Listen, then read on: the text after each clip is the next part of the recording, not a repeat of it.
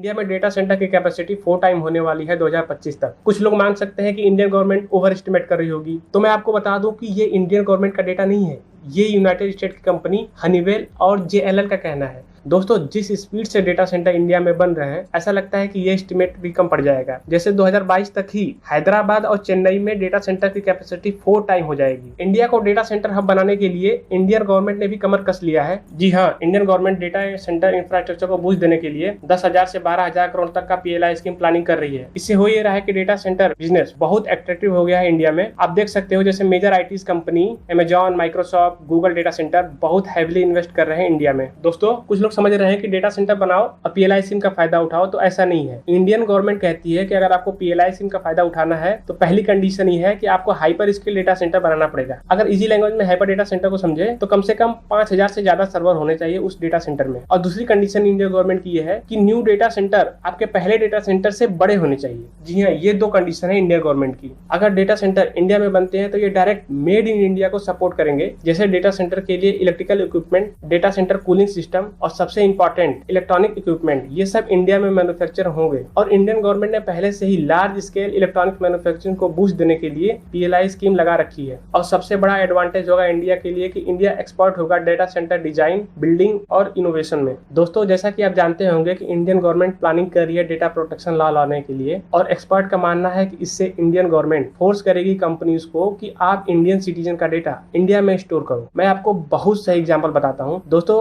RBI ने payment gateway company को कहा था कि आप इंडियंस का फाइनेंशियल डेटा इंडिया में स्टोर करो। पेमेंट गेटवे में 2 सबसे बड़े प्लेयर हैं, वीजा और मास्टर कार्ड। ये 2 बड़े प्लेयर में से वीजा ने RBI की गाइडलाइंस को मान लिया, लेकिन मास्टर कार्ड ने RBI की गाइडलाइंस को नहीं माना। फिर क्या था, RBI ने मास्टर कार्ड को बैन कर दिया इंडिया में। इसको देखते हुए सभी कंपनियां अलर्ट हो गई हैं और हैविली इन्वेस्ट कर रही हैं अपने इंडिया के डेटा सेंटर इंफ्रास्ट्रक्चर पे। हम लोग को एक्सेप्ट करना पड़ेगा कि चाइना इसमें बहुत आगे है। चाइना ने अपनी कंट्री में बहुत ही स्ट्रिक्ट डेटा प्राइवेसी लॉ ला दिया है, जिससे चाइनीज सिटीजन का डेटा सेफ रहेगा। एक तरफ तो वो अपने लोगों का डेटा सेव कर रहा है और दूसरी तरफ हम इंडियंस का डेटा भी चुरा रहा है। इसे आप समझ सकते हो कि इंडिया में बहुत ही जरूरी है डेटा प्रोटेक्शन लॉ और डेटा सेंटर्स। इस पे आपकी क्या राय है, प्लीज कमेंट सेक्शन में बताइए। और आप चैनल पे पहली बार आए तो प्लीज चैनल को सब्सक्राइब कर लीजिए। हम आपको मिलते हैं एक और वीडियो के साथ।